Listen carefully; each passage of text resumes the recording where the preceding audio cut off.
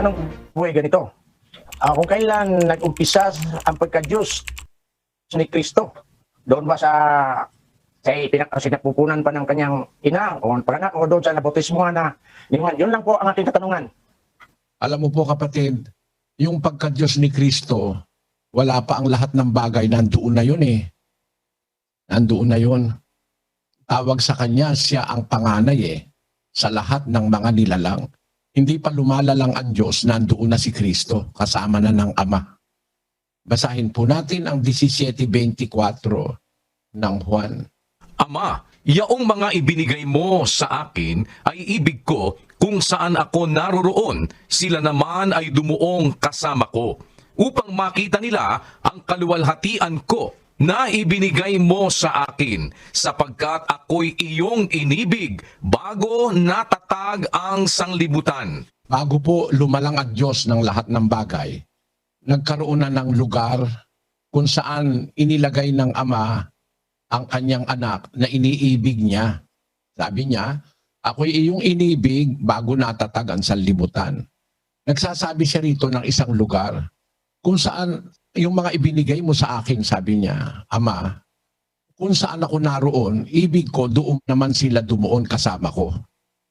So meron siyang lugar na kinalalagyan, bago natatagan sa libutan, andoon na siya. Gusto niya doon isama yung mga taong ibinigay sa kanya ng Ama. Ibig ko, dumuon silang kasama ko, sabi niya. Alam po ninyo kapatid na Luis, hindi ko naman kayo masisisi sa inyong tanong kasi oriented kayo sa paniniwalang si Kristo nag-umpisa lang sa tiyan ni Maria. Yun po ang nasa pasugo eh. Kaya niisip ko, yun ang naging paniniwala nyo. Basahin natin ang pasugo noong April 1939 sa page 21, kapatid na Daniel. Mayroon na kayang Kristo sa pasimula bago itinatag ang sanglibutan? Maliwanag ang sagot ayon sa sinabi ng anghel kay Maria. Siya'y maglilihi at manganganak ng isang lalaki at tatawaging Jesus ang kaniyang pangalan. Lucas 1:31. Sa sagot na ito ng anghel, nagpasimula ang Kristo sa tiyan ng Birheng Maria. Ayan, yan po ang paniwalang itinuro ni Manalo. Buhay na buhay pa si Manalo niya, 1939, yung matandang Felix. Ang paniwala niyang itinuro sa mga iglesia ni Kristo ni Manalo ay nagpasimula raw ang Panginoong Kristo sa tiyan ni Maria. Yan po ay out of ignorance of the Bible and out of ignorance of science. Sa siyensya po, hindi ka nagpapasimula sa tiyan ng nanay mo. Bago ka pa ipanganak, andun ka na sa DNA ng tatay mo at saka ng nanay mo. Basahin po natin ang Hebreo, Kapitulo 7 at versikulo 9. Pakinggan niyo po. At sa makatwid bagay sa pamamagitan ni Abraham, pati si Levi na tumatanggap ng ikasampung bahagi ay nagbayad ng ikasampung bahagi, sapagkat siya'y nasa mga balakang pa ng kaniyang ama, nang ito'y salubungin ni Melkisedek. Nung magbigay ng ikapo si Abraham kay Melkisedek na hari sa Salim, ang kanyang magiging kaapu-apuhan na si Levi, nasa balakang pa niya. Alam nyo, ang ipinanganak ni Abraham, si Isaac. Tapos, naging anak ni Isaac, si Jacob. Tapos, naging anak ni Jacob, ang 12 lalaki na kanyang anak na naging mga patriarka ng bansang Israel. Isa ron si Levi.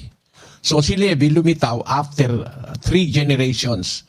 Abraham, papunta kay Isaac, isa. Isaac, papunta kay Jacob, 2.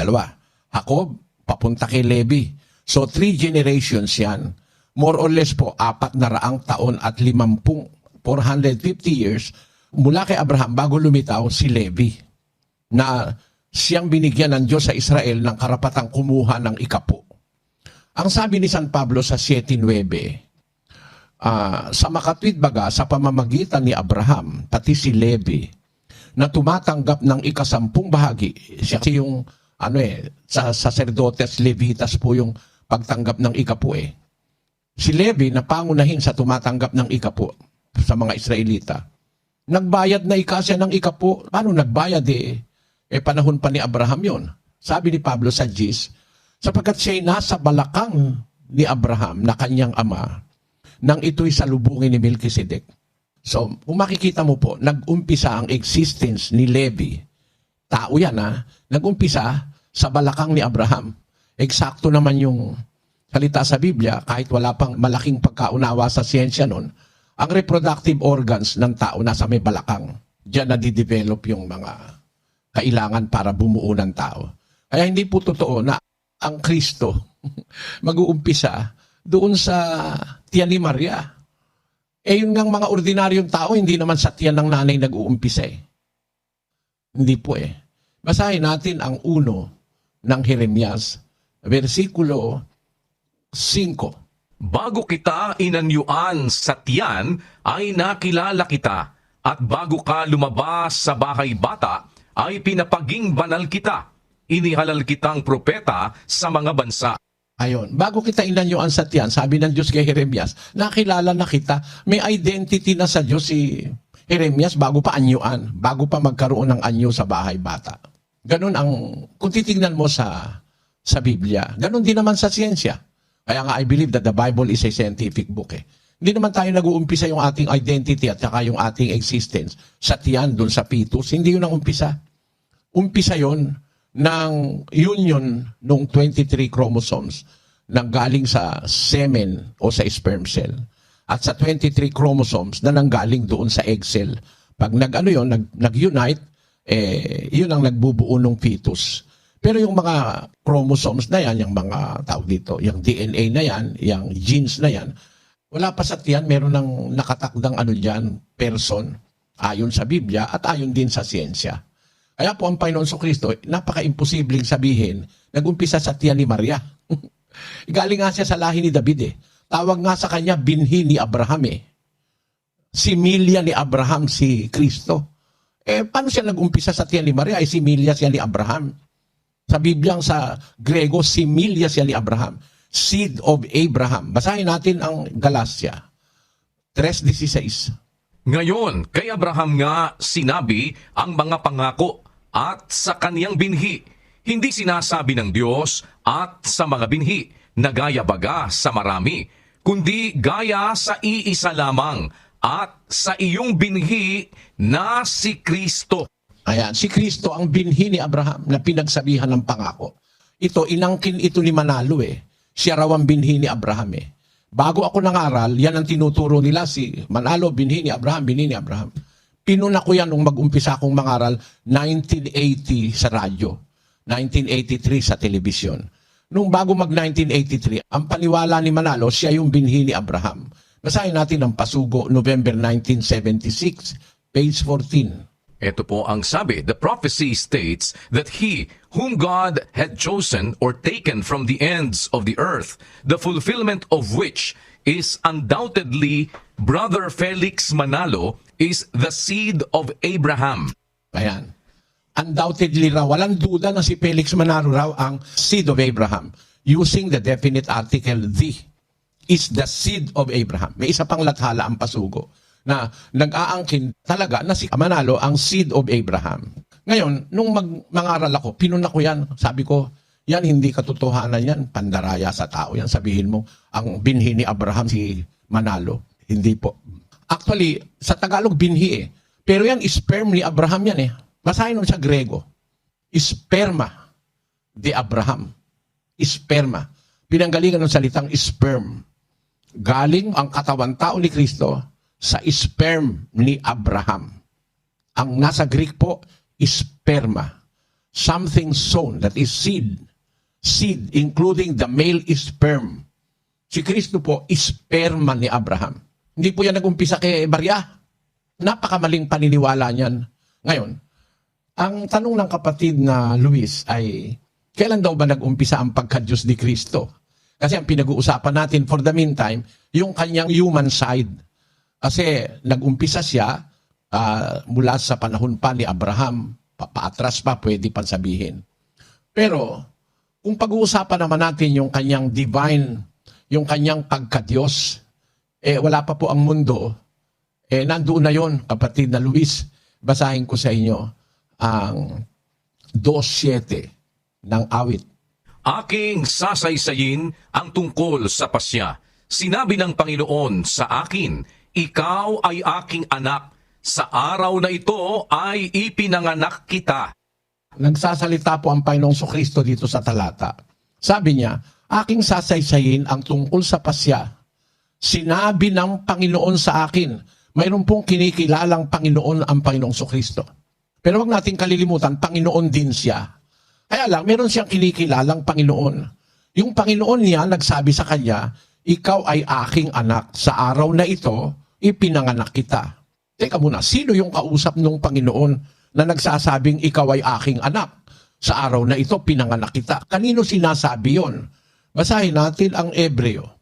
Kapatid na Daniel, 1:4. Na naging lalong mabuti kaysa mga anghel, palibhasa'y nagmana ng lalong marilag na pangalan kaysa kanila. Sapagkat kanino nga sa mga anghel, sinabi niya kailanman, ikaw ay aking anak, ikaw ay aking ipinanganak ngayon, at muli ako'y magiging kaniyang ama, at siya'y magiging aking anak. Wala palang ibang pinagsabihan ng salitang ikaw ay aking anak. Kahit pala sa mga anghel, hindi sinabi ng Diyos yon. Kanino sa mga anghel sinabi niya kailanman, ikaw ay anak ko? Wala siyang pinagsabihan nun. Kaya yung pinagsabihan niya nung talata na yon na ikaw ay aking anak, mas maigi yon kaysa sa mga anghel. Ang sabi sa Biblia, doon sa 1:4, naging lalong mabuti kaysa mga anghel. Palibhasa ay nagmana ng lalong marilag na pangalan kaysa kanila, sapagkat kanino nga sa mga anghel sinabi niya kailanman, ikaw ay aking anak. Meron ba siyang pinagsabihan nun? Wala. Isa lang ang pinagsabihan yun, yung kanyang anak. Ikaw ay aking ipinanganak ngayon. At muli, ako'y magiging kanyang ama, siya'y magiging aking anak. Yan po ay ang ama na nagsasalita. Ang kausap yung kanyang anak. Na ang sabi niya, ikaw ay aking anak, sa araw na ito, ipinanganak kita. Kailan ba naganap na ipinanganak siya ng Diyos? Kailan yun? Sabi niya, inibig mo ako bago natatagan sa libutan. Andun pa pala nangyari yung panganganak ng Diyos na yon sa eternity. Meron na siyang ipinanganak. Eto, pakinggan mo ito kapatid. Ang Diyos ba na ama ng anak? Nanganak eh. Sabi niya, ikaw ay aking anak. Sa araw na ito, ipinanganak kita. Nanganganak pala ang Diyos. Yung ministro nyo sa Guagua, pinagtatawanan ako, paano ka manganganak kay lalaki yon? Sabi nung ministro sa Guagua, si Dilaso. Binasa ko ngayon ito. Ito po ang sabi, pakinggan nyo ito, mga kababayang Iglesia ni Cristo. Manganganak ba talaga ang Diyos? Pwede bang manganak ang Diyos na Ama? Basahin natin ang 4:23 at 24 ng Juan. Datapwat dumarating ang oras at ngayon nga, nasasambahin ng mga tunay na mananamba ang Ama sa Espiritu at katotohanan, sapagkat hinahanap ng Ama ang mga gayon na maging mananamba sa Kanya. Ang Diyos ay Espiritu, at ang mga sa Kanya'y nagsisisamba ay kinakailangang magsisamba sa Espiritu at sa katotohanan. Shortcut natin, ang Diyos ay Espiritu. Nanganganak ba ang Diyos na Espiritu? Basahin natin ang 3:6 ng Juan. Ang ipinanganak ng laman ay laman nga, at ang ipinanganak ng Espiritu ay Espiritu nga. Siya pa ang hindi manganak. Kung gusto ng Diyos manganak, ano ang pakialam mo? Siya pa hindi manganak. Sinabi ni Kristo nanganganak ang Espiritu Ang ipinanganak ng laman, tao. Ang nanganak, tao ay pinanganak. Ang ipinanganak ng Espiritu, Espiritu nga. Kaya si Kristo, ipinanganak ng Amang Espiritu. Espiritu rin yun. Kung ang Ama ay Diyos, Diyos yun. Nung ipanganak, kailan pinanganak? Bago itinatagan sa libutan, di wala pa si Maria, ipinanganak na siya. Oo. Tingnan ninyo, sa 1:18 ng Juan, ito hindi binabasa ng mga pastor ni Manalo ito. Pero note ninyo, hindi sila kasi tapat sa kanilang sarili, pati sa kanilang mga miyembro. Para manatili lang na si Kristo'y tao, iniiwasan nilang basahin ito. Basahin natin ang 1:18 ng Juan. Walang taong nakakita kailanman sa Diyos. Ang bugtong na Diyos na nasa sinapupunan ng Ama, siya ang nagpakilala sa Kanya. Binabasa ba sa inyo yan? Yan ang original na nasa translation sa Greek. Doon sa Greek Bible na ang edad ay 1,800 taon na ngayon. 1,700 hanggang 800 taon na ngayon.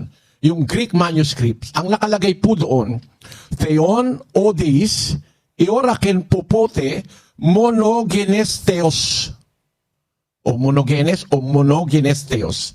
O eiston kolpon to patros ekenos exigisato. Tatagalugin ko po. Walang taong nakakita kailanman sa Diyos. Ang bugtong na Diyos na nasa sinapupunan ng Ama, siya ang nagpakilala sa Kanya. Galing pala siya sa sinapupunan ng Ama, ipinanganak ng Ama, kaya ang tawag, monogenes Theos, bugtong na Diyos. Yung salitang bugtong, ipinanganak siya ng Ama. Basahin po natin sa English, dun sa tamang translation, sa New American Standard Bible. No one has seen God at any time. The only begotten God who is in the bosom of the Father, He has explained Him. Si Kristo po tinatawag sa Biblia, the only begotten God, ang kaisa-isang ipinanganak na Diyos. Nang ipanganak siya, Diyos siya. Kaisa-isa siya sa ganung kalagayan. Kasi yung Ama, hindi ipinanganak yun eh. Sa Kanya galing lahat ng bagay. Pero meron siyang ipinanganak na kaisa-isang pinanganak na Diyos, the only begotten God. Basahin natin sa tamang translation sa Portuguese. Tingnan nyo, mas matatanda itong mga translation na ito kaysa Tagalog eh. Ninguém jamais viu a Deus. O Deus unigenito. Tamang-tama sa Grego. Que está no seio do Pai e quem o revelou. Basahin natin sa Kastila, sa tamang pagkakatranslate sa Kastila, na sa Biblia Antigua. Pakibasa kapatid na Daniel. Nadie ha visto jamás a Dios, el unigénito Dios, que está en el seno del Padre, Él le ha dado a conocer. Amen. Tama sa mga translation, mga mas matatanda eh, na ang tawag sa Kanya, bugtong na Diyos. Hindi ito tinuturo sa inyo eh. At ito, para sa iyong impormasyon, kapatid na Luis. Noong kailan nakita yung na-discover yung Bodmer Papyri? It was discovered in 1952. Yung tinatawag na Bodmer Papyri. Pakibasa mo yung ulat, kapatid na Daniel, tungkol sa Bodmer Papyri. Itong Bodmer Papyri na ito, nandun ito sa Switzerland, nandun sa colony, Switzerland, malapit sa Geneva. Andun yung, nakadisplay yung original niyan. Ano ba yung Bodmer Papyri na yan, kapatid na Daniel? Pakibasa mo nga. The Bodmer Papyri are a group of 22 papyri discovered in Egypt in 1952. They are named after Martin Bodmer, who purchased them. The papyri contain segments from the Old and New Testaments, early Christian literature, Homer and Menander. The oldest, Papyri 66, dates to 200 AD. Most of the papyri are kept at the Bibliotheca Bodmeriana in Cologne, Switzerland, outside Geneva. Meron po tayong ebidensya pisika na mayroong tinatawag sa mundo na Bodmer Papyri, isang papel na may mga nakasulat, no? Na Grego ang nakasulat po. Natuklasan ito sa Egypt. Ito palang Bodmer Papyri na ito, ang edad po pala nito, 200 AD pala ito ng isulat. Ibig sabihin, kamamatay-matay pa lang ng mga apostol. No? Kasi namatay si Juan, siguro mahigit na pong 100 years eh. Kasi 98 AD niya isinulat yung libro ng unang Juan, ikalawa, ikatlong Juan. Yung Apokalipsis, isinulat naman niya AD 96. Kaya lumalabas kapatid, ang Bodmer Papyri, ang lapit kay Juan. Mga 100 taon lang ang lapit nitong Bodmer Papyri. Itong Bodmer Papyri o papel, kung tawagin ng iba papyrus, may mga nakasulat diyan na iba-ibang mga literature na Kristiyano. At kasama diyan ang ilang mga talata sa Biblia kinopya nung nagsulat. Alam niyo ang isa sa nakasulat sa Bodmer Papyri na 1,800 years na ang edad, nandoon sa Geneva. Pinapuntahan ko sa mga kapatid sa church doon sa Geneva. Pinapunta ko sila doon sa Foundation Martin Bodmer. Bodmer Donateurs. Ayan ang aming mga kapatid. Makikita nyo. Tinignan nila, andun talaga yung Bodmer Papyri doon sa Geneva. Alam nyo nakasulat dyan, yung talata ng 1:18 ng Juan. Biro mo ang tanda na nitong Bodmer Papyri, ang lapit sa panahon ni Kristo at mga apostol. Nakalagay po, Si Kristo, ang tinutukoy, monogenes theos. Monogenes theos. Or the only begotten God. Kasi nagkaroon na po ako ng karanasan diyan sa ating National Archives sa Pilipinas. Nung ako'y bata-bata pa, siguro 18 anyos ako, inuutusan ako lagi ni kapatid na Perez tungkol sa mga papeles. Sa aking paghahanap ng mga ebidensya, napunta ako doon sa malapit sa Luneta yun eh. Malapit sa Luneta. Yung tinatawag na archives, Philippine Archives. Ewan ko kung natawag ngayon, ano, yung archives natin. Nandun ang mga matatandang mga dokumentong nasa Pilipinas at isa ron ay isang dyaryo. Nag-interes ako kasi mga Iglesia ni Kristong Pastor galit na galit sa akin. Kinuha ko yung kopya ng dyaryo. Pagkatapos, inuwi ko sa bahay. National Archives of the Philippines. Inuwi ko. Makita nung aking abogadong pinsan. Meron po akong pinsang abogado na nagtatrabaho sa gobyerno. Sabi niya, Eli, walang kwenta itong nakuha mong ito. Bakit ka ko? Kuya, wala ikang certified true copy. Bumalik ka, pa-certified true copy mo. Bumalik ako, nagpa-certified true copy ako. Meron ako ngayon certified true copy. Nung dyaryo. Kasi pwede mo ikang gamitin yan, pagka ikaw ay ginikipit nila, pwede mong gamitin yan. Nung ako ngayon magkaroon ng certified true copy, nangangaral ako ngayon sa mga edad 19, ako nang umagumpisa akong mangaral ganun. Ano nangyari? Nagkaroon ng usapan, daldalan. Sabi, peki yan, sabi ko, puntahan mo sa National Archives. Sabi ko doon sa ministro. Merong nakarinig, interesadong tao. Punta tayo uli, kukuha ko ng kopya ko, sabi nung, alam nyo, yung isa pang pinsan ko, taga Cebu. Isa sa pinakamayaman sa Cebu. Brother, pag ibinenta mo yan, kikita ka dyan. Sabi ko, bakit? Nako, magiging interesado sila dyan. Sabi nung pinsan ko, pinsan buo ko po yun, may-ari ng mga chain of hotel sa Visayas at Mindanao. Pagka ibinenta mo yan, babayaran niya ng milyon-milyon dahil ikaw ay merong kopyang ganyan. Yung sinabihan ko isang tao, kumuha ka rin ng kopya mo para marami tayong kopya pagbalik doon. Wala raw siyang makita. Sa National Archives, hindi ko ikaw makita eh. Sabi.